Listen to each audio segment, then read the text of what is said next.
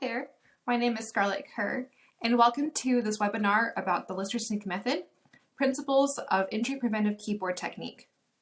In my longer webinar that you will see later, if you are interested, I will go over teaching motor skills to young children as they are beginning their piano adventures. And I believe that technique is very important and that it should be approached in a methodical way. And so my training in the Listersync method has influenced the way I teach children, and I hope that going over its principles and foundations with you will be informative, and that way you can understand my process in my future webinar.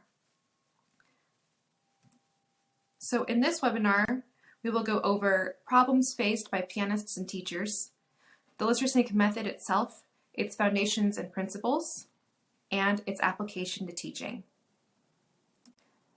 So as performers, we are faced with many problems throughout our career. That can include having a lack of accuracy when playing virtuosic pieces, no matter the amount of slow practice or mental practice we put in. It just seems like no matter what we do, we just cannot play a particular piece. We also feel like we have a lack of control at the piano and a lack of tone. And with different pianos, each piano is different, and so our reactions to different pianos can be very different in how we use our bodies. And so even though we've been playing piano for many years, we may feel like we have a lack of control and we don't like the way we sound when we play, but we don't know why. And then finally, unfortunately, for many of us, we may have had a period of time where we have experienced physical discomfort or pain during our playing careers. According to studies done by the Performing Arts Medicine Association, there is a 50% likelihood of developing a playing-related neuromusculoskeletal disorder. This can show in the form of tendinitis, carpal tunnel syndrome, focal dystonia, or thoracic outlet syndrome. And so it is very important that we take technique and how we play the piano very seriously, but that also in itself has its own challenges. And so as teachers, we want to be able to instill a healthy way of playing in our students, but we are faced with a lack of knowledge of anatomy, of how biomechanics work, or what that even is.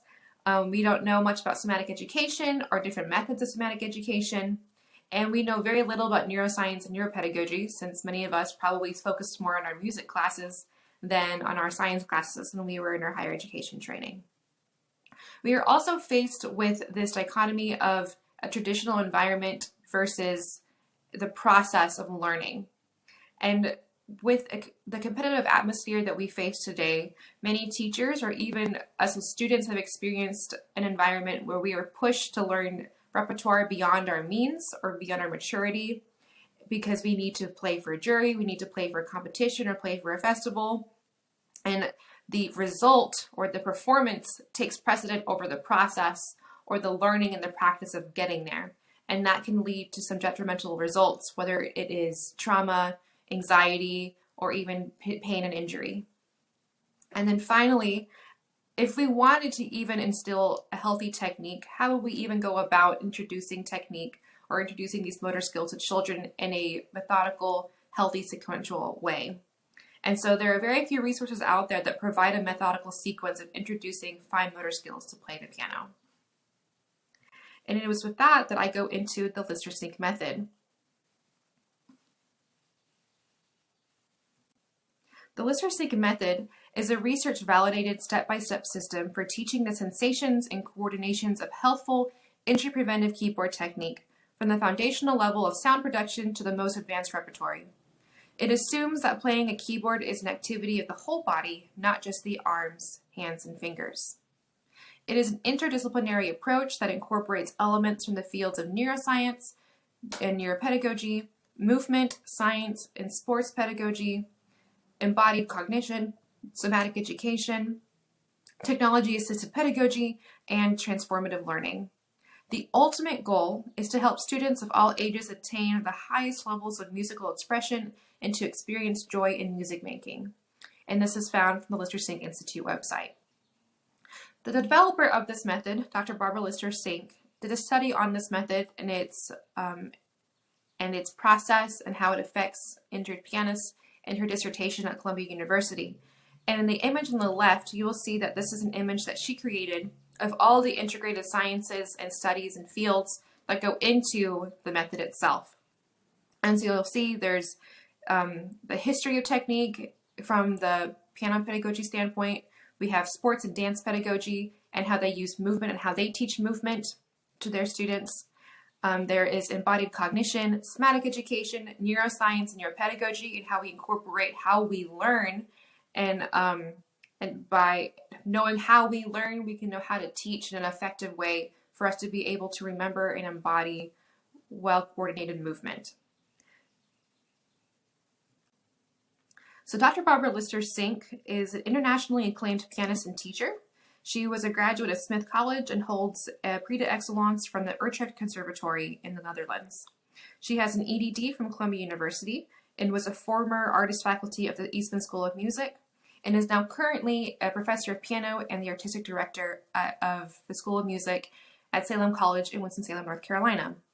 She heads the graduate program for the master's and graduate certificate in piano performance and pedagogy with an emphasis in injury-preventive keyboard technique, which is where I got my master's degree and completed it in 2020. She is well known for her DVD called Freeing the Caged Bird, Developing Well-Coordinated Injury-Preventive Piano Technique, and it won the distinguished 2002 Music Teachers National Association Francis Clark Pedagogy Award, and it was praised as a monumental work by Vladimir Ashkenazy. So now I'm going to go into the three of the foundations of the Listersync method. So 3 of these things popped up in that flower image that we saw earlier. I wish I could go over every single one, but I only have so much time. So these are the 3 that I have considered to be very great introductions or very good hallmarks to understand as you're getting to know the Listersync method. So first, she incorporates biomechanics into the method, which is the study of the mechanical laws relating to the movement or structure of living organisms, according to Oxford Languages. How we move our body and how efficiently we move our body can affect how well we play and how efficiently and musical we can be at the piano. By understanding the physics of movement and understanding how to use our muscles and release our muscles at the piano can help us be more in tune with how we create sound at the keyboard. And then second, somatic education. Somatic education, in this definition adapted from the Somatic Movement Center, is it retrains our brain and body to release unnecessary muscle tension. When this unnecessary muscle tension is released, our movement and posture improves and we can experience less pain. And so there are different methods of somatic education. You may have heard of the Alexander technique or the Feldenkrais method. And those are 2 ways of us being able to become in tune with our bodies and to understand how we move and how we can release unnecessary tension throughout our daily activities, and especially at the piano. And then finally, we have neuroscience and neuropedagogy. And according to Psychology Today, neuroscience examines the structure and function of the human brain and nervous system. So the more that we understand our brain and how we learn and lay down neural networks and for long-term memory, the more that we can understand how to sequence properly and introduce new concepts of motor skills for it to be layered upon and layered upon for us to be able to begin to perform complex motor skills efficiently and effectively without as much of a risk for injury. And so these are the 4 principles of the method, taking them from the foundations of biomechanics, somatic education, and neuroscience and neuropedagogy. And they are kinesthetic awareness, efficient muscle use, optimal dynamic skeletal alignment, and understanding the piano mechanism.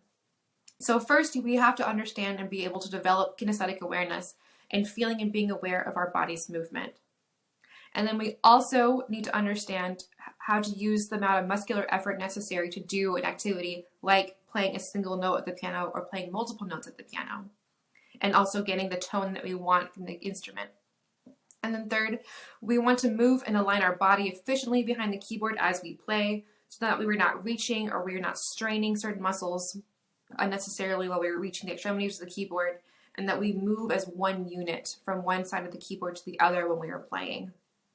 And then finally, understanding how much effort is necessary to produce sound of the instrument by knowing how our instrument works.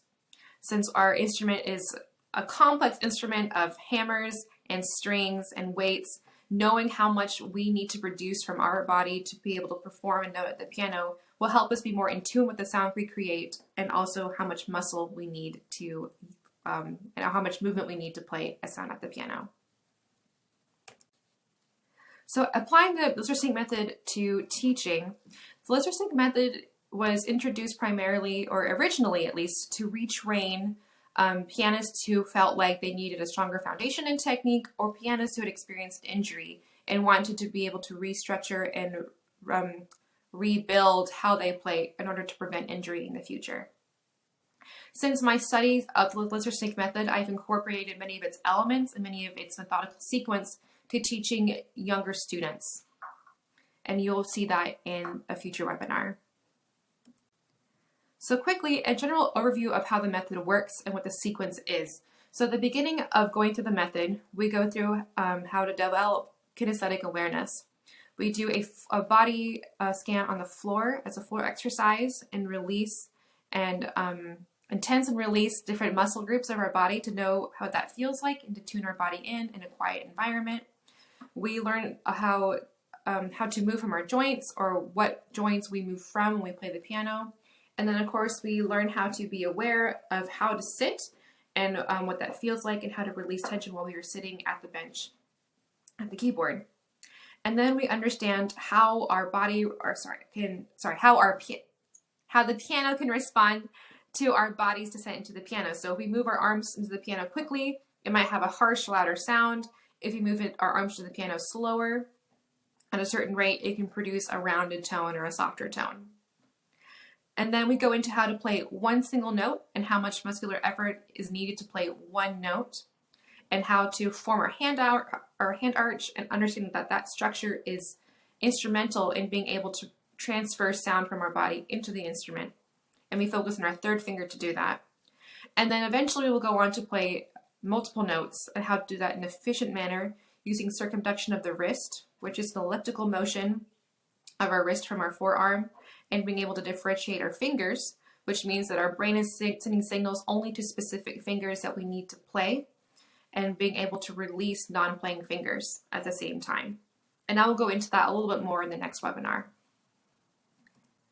So in the next webinar, or future webinars, I'll be talking about how to introduce fine motor skills to young students, influenced by the Listersync method. I will also go into in the future implementing appropriate repertoire for students and their technical development, and also helping to meet developmental needs of students. If you would like more information on the Listersync method, you can visit the Listersync Institute website at lister-syncinstitute.org. In your handout, I've also included links to Dr. Barbara Listersync's dissertation, as well as a link to Amazon for her DVD, Freeing the Caged Bird, which I strongly recommend watching. If you would like to get in touch with me, my email is scarlett.kerr@gmail.com. My studio website is music@906.com. And if you want to follow my studio and what we do in my studio, and a lot of that includes this type of technique work, you can follow me at music@906. Thank you so much for coming, and I hope to see you in a future webinar.